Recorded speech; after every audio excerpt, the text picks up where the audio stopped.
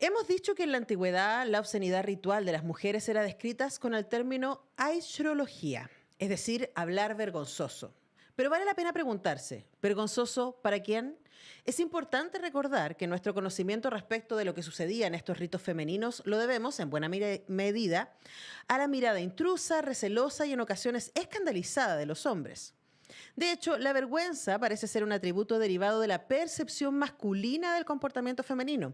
Ello explicaría que, en lugar de dignarse a citar el contenido de aquel discurso de las mujeres, las fuentes regularmente guarden silencio y, con el pretexto de conservar el decoro, nos invitan a pensar reprobatoriamente en bocas femeninas que expelen sapos y culebras, rayos y centellas. Es decir, palabras que los hombres, productores y receptores de aquellos escritos, juzgaban poco honorables en boca de una mujer.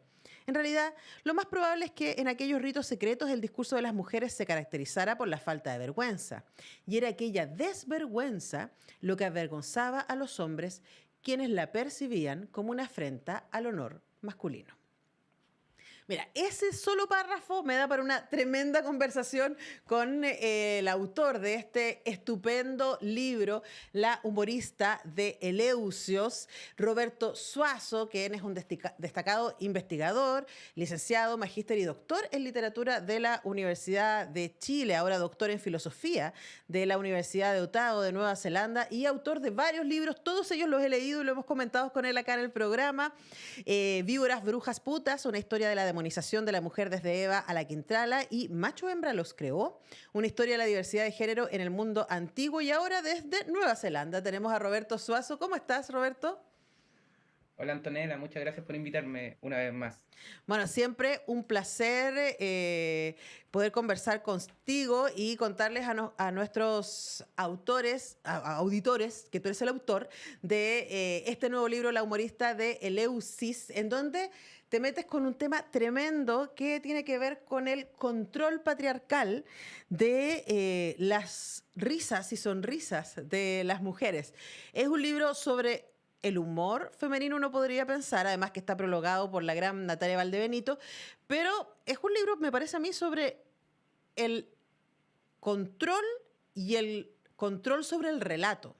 Respecto a las mujeres y a su libertad, ni más ni menos, de decir, de hacer y sobre todo de reír, ¿no? Roberto, ¿cómo llegaste a este tema?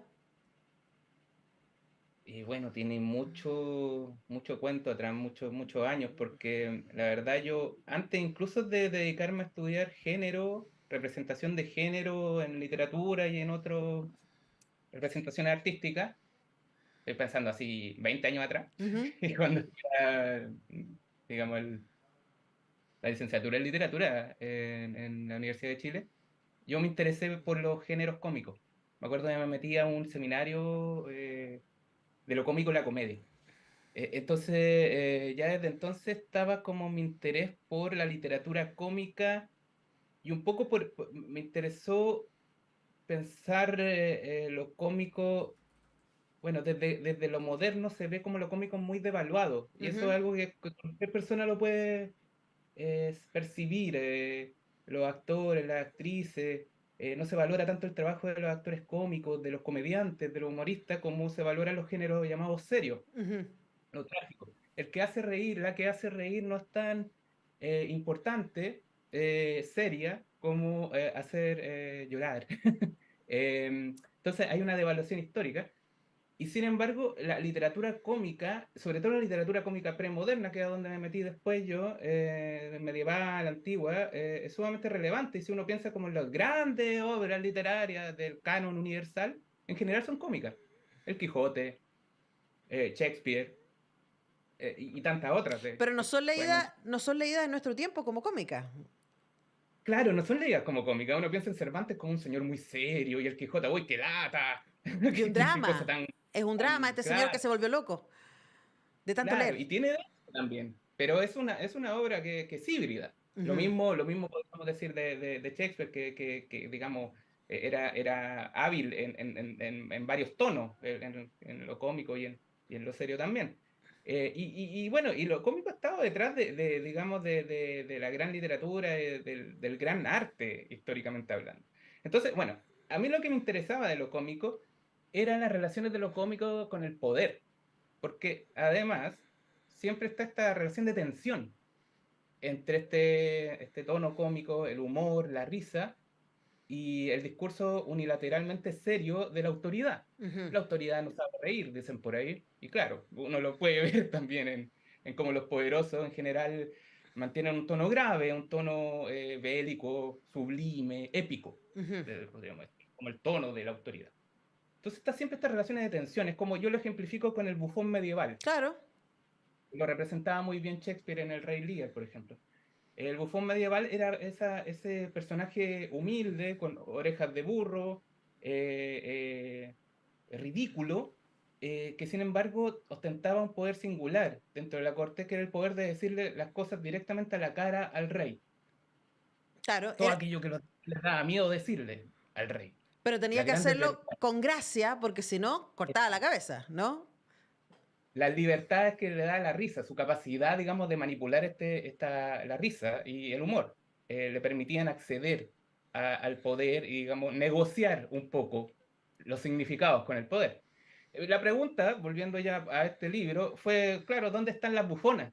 Eso fue como busquemos las bufonas, busquemos como el humor femenino, porque ¿quién tiene más interés, digamos, históricamente las mujeres como sujetos oprimidos? Obviamente deben haber tenido muchas intenciones de rebarajar, renegociar su situación en la sociedad mediante la risa, mediante un discurso transgresor de la risa y el discurso transformador de la risa, porque la risa también no solo negocia con el poder, sino que también le dice al poder, oye, ojo, tu poder no va a ser eterno, tienes que Ujú, cambiar, modificar ciertas cosas. El humor es muy serio en ese sentido, ujú. conlleva mensajes sumamente profundos. Entonces, ¿dónde estaban las mujeres? ¿Dónde estaban las bufonas? Y con esa idea me vine para acá a estudiar a Nueva Zelanda y lancé un proyecto que me aceptaron acá en la universidad que terminó siendo, entre otros productos, ese libro. Y lo que me encontré ahí, como tú decías, digamos, es una dificultad metodológica, porque ya tengo todas las intenciones de buscar a las bufonas, pero es muy difícil encontrar la risa femenina en una tradición occidental de escritura, no solo literaria, de escritura en general, monopolizada por los hombres. Ujú.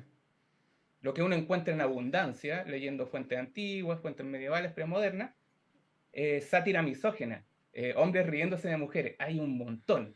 Y es sumamente repetitivo, sumamente monótono. Tú encuentras los mismos chistes, las mismas, Y digamos, hasta hoy día, hasta hoy hoy día. día.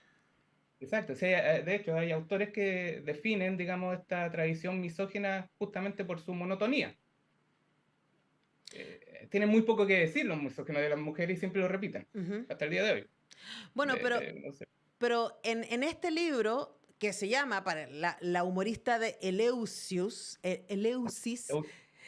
tú te encuentras con un personaje que es fundamental, Baubo Jambé, Baubo o Jambé según la tradición donde uno se encuentre con este personaje, ¿cierto? Y este es el personaje que aparece en la portada del libro, ¿no? Que se encontró en unos registros arqueológicos en Persia y aparece, ¿cierto? Esta mujer, para quien no está viendo la imagen, aparece esta mujer cuyo torso es su cara, y de alguna manera su boca es su vulva también, y solo tiene piernas, no tiene torso, entonces es como una cara con piernas, ¿no? O no tiene cabeza, es un torso que tiene la cara en el torso con piernas. Y esta señora es reconocida como una de las primeras humoristas porque hizo reír ni más ni menos que a Demeter, que estaba muy, muy deprimida por la pérdida de su hija que había sido raptada por el Hades. Y al hacerla reír le devuelve al mundo la vitalidad, ni más ni menos, ¿no? Y tú te dedicas en el libro a contarnos varias escenas en distintas mitologías en donde aparece la misma anécdota, ¿no? Una diosa que ha sido maltratada, ¿cierto? Por la afrenta de los dioses masculinos y que esta diosa es ni más ni menos que la fertilidad en distintos ámbitos y que por lo tanto se retira y al retirarse el mundo pierde, ¿cierto? Su capacidad de crecer, germinar y cómo devolvemos eso es a través de la risa. Y eso, independiente de que esa risa sea de mujer hacia mujer, a mí me parece fascinante la risa como un elemento disruptivo que genera vida, Roberto. Y esa idea también está a lo largo del libro. Sí, sí, eso es muy maravilloso porque, bueno, claro, está esta dificultad de encontrar la risa femenina en las fuentes posteriores, en la antigüedad, en la Edad Media, porque no hay mujeres escribiendo, pero sin embargo, si uno quiere plantear la historia de la risa en Occidente, la historia de la risa general, la historia de la risa humana, el antecedente más remoto, el primer acto cómico que uno va a encontrar en los registros míticos, es el de Baubo o Jambé hacia la diosa Deméter, que es cuando Baubo hace reír a la diosa Deméter y, digamos, genera, digamos, la renovación de la vida, Ujú, que había sido interrumpida por la acción autoritaria de los dioses patriarcales Zeus y Hades, en este ujú, caso. Un mito muy bonito, pero esa es básicamente la enseñanza. Entonces, claro, la historia de la risa en Occidente comienza en Eleusis, que es la localidad donde vivía Baubo según el mito, y comienza con esa mujer humorista, que además no solo el acto que hace ella es el acto de la nasirma, que se llama, que es enseñar la vulva. Entonces es ujú, como un acto obsceno, ¿no? Una obscenidad que luego fue replicada por las mujeres griegas en la antigüedad y por otras mujeres en otras culturas también. Y ella también es conocida como la patrona de la ascriología, que es algo que tú nombraste al principio, que es el habla obscena. ujú, Eh, Uno regularmente no relaciona ni la exposición del sexo, ni hablar groserías con la religión o con lo sagrado. Y sin embargo, este gesto de Baubo en la antigüedad era reconocido como un gesto santo, y estas prácticas eran prácticas rituales que las mujeres replicaban en los cultos a las diosas Deméter y Perséfone, diosas de la agricultura, ujú, que eran tremendamente importantes.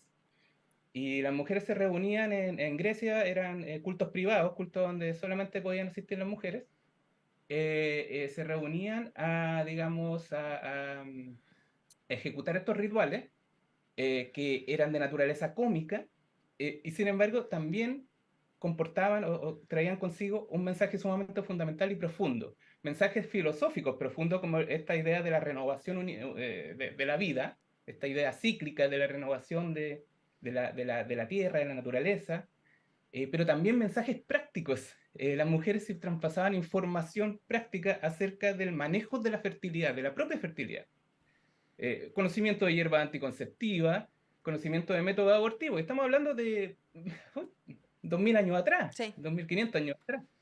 Y esto era algo común, algo de cierto modo respetado también por el patriarcado antiguo. Había como una idea de un pacto de no intromisión tácito. Los hombres no se metían ahí, Sí, eran conocimientos de mujeres. ahora Roberto, ahí me aparecen varias preguntas, ¿no? Y les recuerdo que conversamos con el investigador y autor Roberto Suazo. Tengo que decir que además él es autor, yo lo nombré antes por si alguien llegó más tarde, de Víboras, Brujas, Putas, una historia de la demonización de la mujer desde Eva a la Quintrala, y Macho y Hembra los creó, una historia de la diversidad de género en el mundo antiguo. Este es tu tercer libro, están todos por Planeta. Yo he leído los tres y los tres son estupendos, los uso en clase, los recomiendo, de verdad son muy, muy buenos libros. Y aquí aparece una cosa que tú ya venías trabajando antes y yo también escogí el trozo que leí a propósito de eso, ¿no? Que es cómo llegaron estos relatos hasta nosotros, ¿no? Y finalmente, ¿qué se rescató de ellos? Y a mí me llama mucho la atención porque no tenemos el texto que le dice cierto Baubo a Demeter. Solamente sabemos que se levanta la falda y le muestra la vulva, ¿no? Eh, pero sabemos que la hace reír, pero no sabemos si esa carcajada es desde la burla o desde, yo quisiera pensar, desde el recordatorio de la capacidad de vida que tenemos las mujeres, ¿no? Y cómo traerla de nuevo a la raíz, pero asociado en el relato a la idea de que cómico es mostrar algo que debería estar oculto. Y cómico también es un ejercicio de rebeldía, ¿cierto? Que hacen las mujeres y que entre mujeres y de mujeres a diosas y a dioses es algo que puede ser celebrado. Pero cuando se lo muestra a los hombres, y me llamó mucho la atención eso que tú cuentas en el libro, cuando se le muestra masivamente la idea de levantarse la falda y mostrarle la vulva a los hombres, no es un ejercicio erótico, sino como una muestra de desprecio, de explicitarle a los varones su cobardía. Y hay varios mitos al respecto que tú nos cuentas en el libro y eso me pareció fascinante, las distintas lecturas frente al mismo gesto. Sí, eso es maravilloso, y de hecho un poco le da sentido a estudiar estas cosas antiguas, porque mi interés acá es también mostrar qué valor pueden tener estos significados remotos, estas cosas que nos pueden parecer muy exóticas de la antigüedad más remota, y cómo ligarlos con las cosas que ocurren hoy en día. Y esta gestualidad, esta performance de Baubo me recuerda mucho a mí, y también las reacciones de los hombres frente al gesto de exhibir la vulva en la antigüedad, que era una reacción negativa, como de bochorno, de burla, se sentían afrentados. Me recuerda mucho a mí lo que pasa con lo que pasó con la protesta feminista y las acciones performativas que involucraban el cuerpo, la exposición de los Ujú, pechos, el uso del cuerpo femenino, no con la finalidad de incitar o llamar la atención del deseo masculino, sino que buscaba ser leído como un gesto de protesta, de desafío. ujú. Mucha gente, muchos hombres en general, como que no supieron entender eso, y le ocurría mucho, algo muy parecido a lo que ocurre en estos mitos antiguos. Claro. Se ofendían, no puede ser, y finalmente no lo entendían como una afrenta, una burla a la masculinidad, al honor masculino, una cuestión así. Y eso también pasa en la antigüedad. Sin embargo, las mujeres entendían muy bien, sabían leer muy bien ese gesto, digamos, en las protestas feministas del último tiempo y también en la antigüedad. Ujú. Y ese gesto no se leía como una burla. Claro, ahí también quizás aparece esta idea de que cuando el cuerpo femenino está no a disposición del deseo, la voluntad masculina es un cuerpo rebelde, ¿no? Y por lo tanto, y ahí aparece también la risa y el discurso, que es algo a lo que tú te dedicas desde el inicio del libro, ¿no? A invitarnos a pensar de por qué, y no sé si viste, Roberto, pero hasta cuando salió el libro yo me acordé inmediatamente de este video que anduvo dando vueltas de una señora no sé de qué país, ¿cierto? Explicando cómo se tenían que reír las mujeres bien. Se transformó en viral, era como un programa, me imagino, religioso o algo así. La señora salía tapadita y diciendo que las mujeres buenas no mostraran los dientes al reírse. Pero eso es de ahora, ¿no? También lo dices tú aquí. Pero es como las mujeres no debemos emitir sonido, las mujeres debemos reírnos tapándonos la boca. ¿Cierto? Y muy tímidamente, ¿no? ¿Y quiénes somos de reírnos a carcajada batiente? Bueno, somos unas mujeres sueltas, ¿cierto? Que estamos disponiendo. Pero a mí me parece tan poderoso esa idea, que la risa sea una expresión de control, de ni más ni menos que de la libertad. Es el canon masculino de la risa femenina. Es como los hombres han dibujado o esculpido la risa femenina a través de los siglos. Este libro parte en el año, hace 2500 años, y esa tradición existe entre los griegos antiguos hasta el día de hoy, con esa idea de que la risa femenina debe ser una sonrisa dulce, leve. Por ahí Ovidio, un autor romano, dice que tiene que producirse estas margaritas alrededor, así una risa enmarcada con margaritas, Pero ese es el dulce, leve. límite. Digamos, a mí se me producen margaritas cuando sonrío, pero hasta ahí nomás debería llegar, ¿no? Si No a tú tienes reírme la a fortuna carcajadas. de tener margaritas, bien, Pero pero tú no esto puedes ya es a todo el inmoral. mundo. Esta risa es Claro, inmoral. pero y sin mostrar los dientes. Mm. Así, ese es el canon masculino de la risa femenina y tú lo puedes encontrar hace mucho tiempo. Pero claramente es tan absurdo esta idea, es una obsesión, es como el proyecto más absurdo del patriarcado ha sido intentar controlar la risa femenina, porque la risa, por naturaleza, es un fenómeno incontrolable, espontáneo. Tú puedes fingir una sonrisa, pero no vas a fingir la risa. La risa tiene que ser explosiva, esa es la risa. Esa es la risa que buscan los cómicos, Ahora, producir en la audiencia. yo pensaba mientras te leía, Roberto, leía este último libro, La humorista de Eleusis, que históricamente un lugar de control, para mí lo de la risa me diste un montón de hora a pensar, ¿no? Pero el cuerpo ha sido un lugar de control y cuando pensamos en todavía las mujeres luchando en distintos países por nuestros derechos sexuales y reproductivos, tiene todo que ver una cosa con la otra. Tiene que ver con el control del goce, por un lado, ¿no? Del placer y de la independencia en ese placer y en ese goce.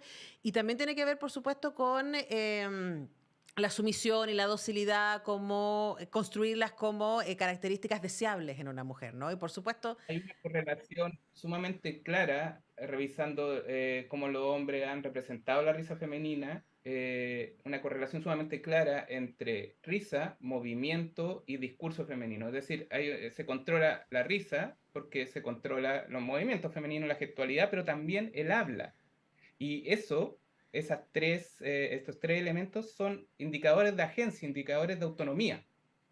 Entonces, finalmente, lo que se busca controlar cuando se reprime, se controla la risa femenina, que, insisto, es un absurdo, tú no puedes controlar la risa, lo que se busca controlar es la agencia, la autonomía, que las mujeres produzcan sus propios discursos.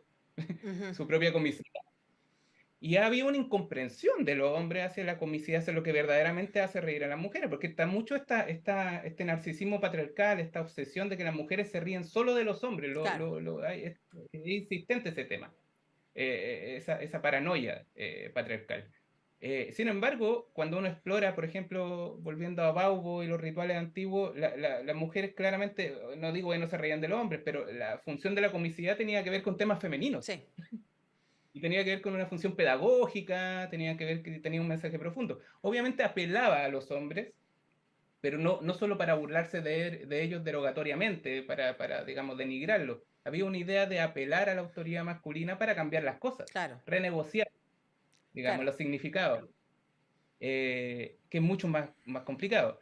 Es decir, no es un humor, el humor femenino de la antigüedad, y tú lo puedes ver todavía hoy en día en este resurgir de la comedia femenina que hay hoy. Las mujeres no simplemente denigran a los hombres con la risa, no es una risa de bullying, es una risa que busca hacer porosos estas jerarquías de géneros, Ujú. ¿cachai? Claro, mostrar las Renegociar, grietas. Bueno, exacto, buscar las como paradojas. nos queda un montón de temas posibles para hablar con Roberto Suazo, pero se nos fue el tiempo. Roberto, gracias por escribir este libro. Gracias por conectarte, sé que es tempranísimo, allá en Nueva Zelanda para hablar con nosotros. Les ultra recomendamos La humorista de Eleusis y también los otros libros de Roberto Suazo, Hombres, Mujeres, Todes. Deberíamos estarle poniendo atención a sus libros porque además son tremendamente entretenidos de leer. Roberto, muchas gracias. Te mando un abrazo. Gracias, Antonella. Que Que estés muy estés bien. bien. Ya lo saben, consíganse el libro, está editado por Planeta, la humorista de Eleusis. Nosotros tenemos que ir rápidamente a una pausa, ya regresamos.